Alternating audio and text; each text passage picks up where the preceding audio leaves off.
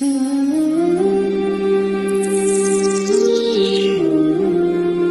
ونصلي على رسوله الكريم اما بعد فاعوذ باللہ من الشیطان الرجیم بسم اللہ الرحمن الرحیم۔ نماز تراویح کے بعد درس قرآن کا سلسلہ جاری ہے۔ آج 11واں پارہ ہے اور اس کا خلاصہ بیان ہوگا۔ 10ویں پارے کے آخر میں منافقین کے بارے میں ذکر تھا کہ جو جہاد کے اندر جب جانے کا وقت آتا تو وہ بہانے بناتے تھے، تو ان کے بارے میں ہی 11ویں پارے کے شروع میں 3 احکام اللہ تعالیٰ نے بیان فرمائے ہیں۔ يعتذرون إليكم إذا رجعتم إليهم قل لا تعتذروا لن نؤمن لكم قد نبأنا الله من أخباركم۔ یہاں سے بیان ہو رہا ہے آپ صلی اللہ علیہ وسلم کو فرمائے کہ آپ کے پاس آئیں گے، جھوٹ بولیں گے، عذر پیش کریں گے، ہمارا تو یہ مسئلہ تھا، ہم اس لیے شریک نہیں ہو سکے۔ اور دوسرا آپ صلی اللہ علیہ وسلم کو فرمایا کہ آپ نے ان سے اعراض کرنا ہے، یعنی ان کی طرف توجہ نہیں دینی، فأعرضوا عنهم۔ اور تیسرا جو حکم ہے يحلفون لكم لترضوا عنهم، وہ آپ کے پاس آئیں گے، قسمیں کھائیں گے کہ یا رسول اللہ ہم سے راضی ہو جائیں، اب ہم دوبارہ ایسا نہیں کریں۔ فرمایا کہ فَإِن تَرْضَوْا عَنْهُمْ فَإِنَّ اللَّهَ لَا يَرْضَىٰ عَنِ الْقَوْمِ الْفَاسِقِينَ، کیا آپ راضی نہ ہوں، کیونکہ اللہ تعالیٰ ایسے لوگ جو فاسق ہوتے ہیں ان سے راضی نہیں ہوتا۔ پھر آگے 7 مخلصین مؤمنین صحابہ کرام کا ذکر ہے جو غزوہ تبوک کے اندر شرکت نہیں کر سکے تھے۔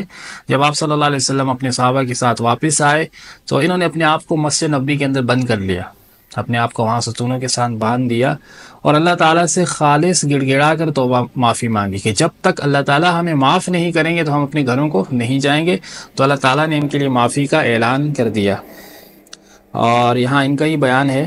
اور پھر اللہ تعالیٰ نے یہ بھی فرمایا اولم یعلموا ان اللہ هو يقبل التوبۃ عن عبادہ، کہ اللہ تعالیٰ اپنے بندوں کی توبہ کو قبول کرتے ہیں، تو لہٰذا ہر حال میں کہیں بڑے سے بڑا گناہ ہی کیوں نہ ہو جائے تو اللہ تعالیٰ کی ذات سے ہر حال میں توبہ کرتے رہنا چاہیے۔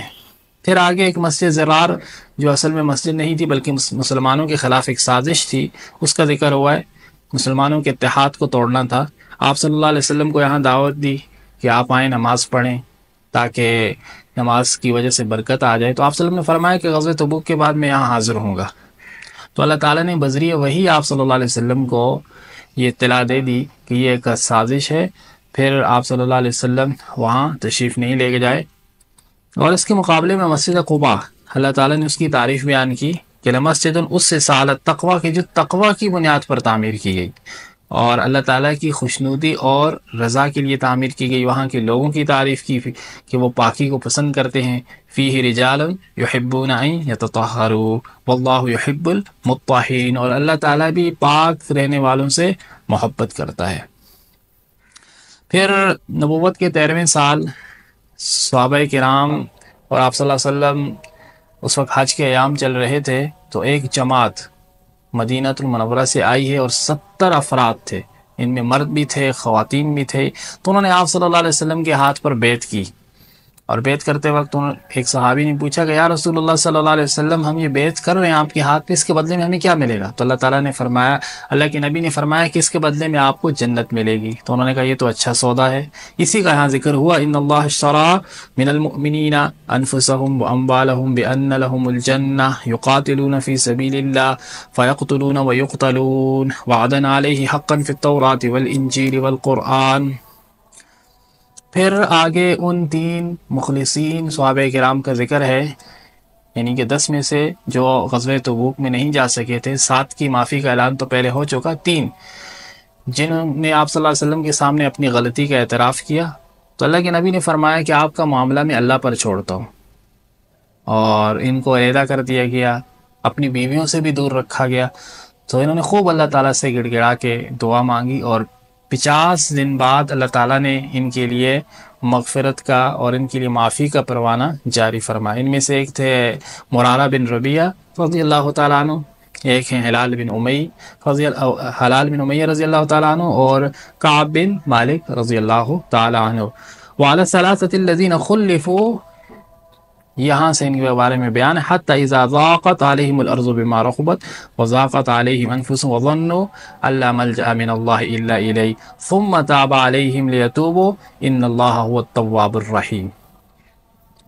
پھر اللہ تعالیٰ نے آپ صلی اللہ علیہ وسلم کی مشفق اور کریم ہونے کے بارے میں فرمایا، لَقَدْ جَاءَكُمْ رَسُولٌ مِّنْ أَنفُسِكُمْ عَزِيزٌ عَلَيْهِ مَا عَنِتُّمْ حَرِيصٌ عَلَيْكُمْ بِالْمُؤْمِنِينَ رَءُوفٌ رَحِيمٌ، کہ اللہ کے نبی جو ہیں وہ اپنی مومنین کے بارے میں اتنے مشفق ہیں کہ ان کی تکلیف کو اپنی تکلیف سمجھتے ہیں، اور مومنین کے بارے میں حریص ہیں کہ کیسے ان کا تعلق اللہ تعالیٰ سے جڑ جائے۔ اور پھر اللہ تعالیٰ نے اپنے نبی کو تسلی بھی دی، فَقُلْ، کہہ دیجئے، حسبی اللہ، میرا اللہ ہی کافی ہے۔ اور علماء کرام نے یہ بھی لکھا ہے کہ اگر انسان کسی پریشانی کی حالت میں ہو، غم کی حالت کے اندر ہو، تو اس آیت کو پڑھنے کا اہتمام کرے تو اللہ تعالیٰ اس کی غم کو دور کریں گے۔ اس کے بعد سورہ یونس ہے۔ سورہ یونس کے اندر اللہ تعالیٰ نے توحید اور قیامت کے حالات کو بیان فرمایا ہے، اور اس کے اندر مشرکین منافقین کی کچھ سوالات تھے، اللہ تعالیٰ نے ان کے جوابات بھی دیے ہیں، اور مختصر قوموں کے ذکر بھی ہیں، خصوصاً حضرت یونس علیہ السلام کی قوم کا ذکر ہے، اسی لیے اس سورت کا نام بھی سورہ یونس ہے۔ اس سورت کے شروع میں اللہ تعالیٰ نے ایک مشرکین کے سوال کا جواب دیا ہے، اکان للناس عجبا ان اوحینا الی رجل منہم ان انذر الناس وبشر الذین آمنوا ان لهم قدم صدق عند ربهم۔ مشرکین کہتے تھے کہ انسان ہمارے لیے نبی بنا کر کیوں بھیجا، نبی تو کوئی فرشتہ ہونا چاہیے تھا۔ تو اللہ تعالیٰ نے جواب دیا کہ انسانوں کے لیے انسان ہی ہوتا ہے، اگر فرشتہ ہوتا تو اس کی بات کو کیسے سمجھتے۔ خیر، یہ ان کا اعتراض تھا۔ پھر اس کے بعد اللہ تعالیٰ نے یہاں اپنی توحید کو، اپنی قدرت کو بیان کیا ہے، ان ربکم اللہ الذی خلق السماوات والارض فی 6 ایام ثم استوى علی العرش یدبر الامر، کہ اللہ تعالیٰ نے آسمانوں کو پیدا کیا، اللہ تعالیٰ نے زمین کو پیدا کیا 6 دن کے اندر، تمام جو دنیا کے اندر جو کچھ ہو رہا ہے سب کچھ اللہ تعالیٰ کی مرضی اور منشا کے مطابق ہو رہا ہے۔ اور پھر اللہ تبارک و تعالیٰ نے مشرکین کے ایک اور مطالبے کا ذکر کیا ہے، یہ کہتے تھے کہ وَإِذَا تُتْلَى عَلَيْهِمْ آيَاتُنَا بَيِّنَاتٍ قَالَ الَّذِينَ لَا يَرْجُونَ لِقَاءَنَا ائْتِ بِقُرْآنٍ، کہ بقرآن غیر ھذا او بدل، یعنی کہ جو قرآن ہمارے اوپر نازل ہوا ہے اس کو تبدیل کر دو، اس جیسا کوئی اور لے کے آؤ۔ ایک ہوتا ہے تبدیل اور ایک ہوتی ہے تغییر۔ تبدیل کہتے ہیں کہ کوئی چیز پسند نہ آئے اور نئی چیز منگوا لینا۔ مثال کے طور پہ ایک شخص کپڑا منگواتا ہے، اس کو اچھا نہیں لگتا، اب وہ اس کپڑے کو واپس کر کے اس کی جگہ نیا کپڑا اگر منگوا لے تو یہ تبدیل ہوتا ہے۔ اور ایک ہوتا ہے تغییر۔ تغییر کہتے ہیں کہ پہلی چیز پسند نہیں آئی تو نئی چیز منگواؤ، اس کو بھی رکھ لو، یعنی کہ ایک آدمی اگر کپڑا پسند نہیں آتا تو کسی اپنے اور رشتہ دار بیٹے وغیرہ کو دے دیتا ہے اور اپنے لیے نئی چیز منگوا۔ اب یہ کہتے تھے کہ قرآن کو تبدیل کرو، تو اللہ تعالیٰ نے فرمایا آپ صلی اللہ علیہ وسلم کا، آپ ان کو حکم دی، ان اتبع الا ما یوحی الی، کہ میں تو نبی ہوں، ان اتبع الا ما یوحی الی، میرے اوپر جو وحی کی جاتی ہے میں تو اسی کو آپ تک پہنچانے کا پابند ہوں۔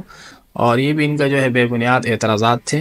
اس کے بعد اللہ تعالیٰ نے یہاں مشرکین کے کچھ اور سوالات کے جواب بھی دیے ہیں۔